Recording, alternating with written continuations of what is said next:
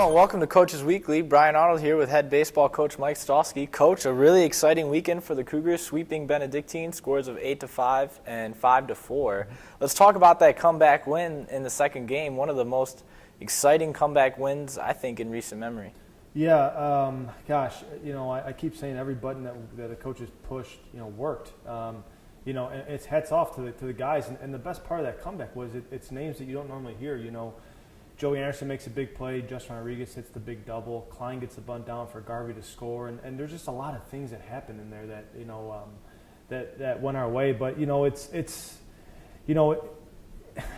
the great thing about it is, and I said it in the eighth inning to the guys before I ran out to the field. I said it's not if we're going to win, it's when we're going to win. And that's kind of the attitude the guys have taken for the last about 5 or 6 weeks. So that game was no different. I felt like it was a playoff game, maybe because Benedictine was on the other side and Coach Smith was on the other side. But for whatever reason, our guys were really, really wanting to win that one in particular. And man, they didn't give up, and it showed at the end. Yeah, also game one, Doug Matthews coming in, pinch hitting that big home run. That was extremely exciting. Yeah, again, Doug made me look good. I say all the time, I could have pinched hit anybody there. I pinched hit Doug. He hits a home run, and everyone thinks I'm a good coach. It had nothing to do with it. He just, we thought that the matchup again. We thought Garvey was a better matchup early, and Doug was a better matchup late. We got him in the game at the right time, and they threw the wrong pitch to him a couple times that day, and he made him pay twice. But, Doug Matthews being his last time he'll ever play on that field as a senior, I think he went out on top.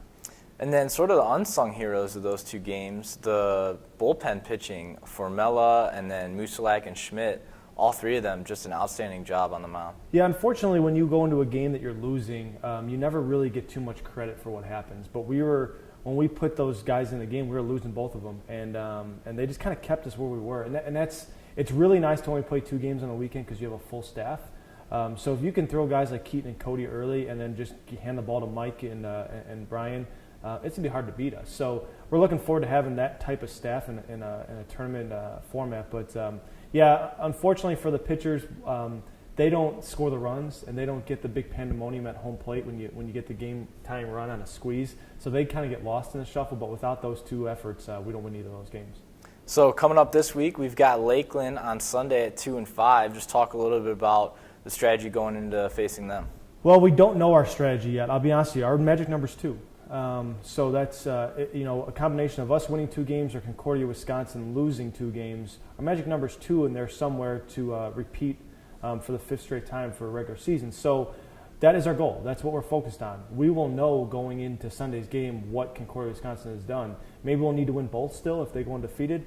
Maybe we won't need to win any. We've already clinched it by then, and then our strategy really kind of changes. So we set ourselves up for the conference tournament. But right now we're not going to do too much scoreboard watching right now. We're going to kind of focus on ourselves.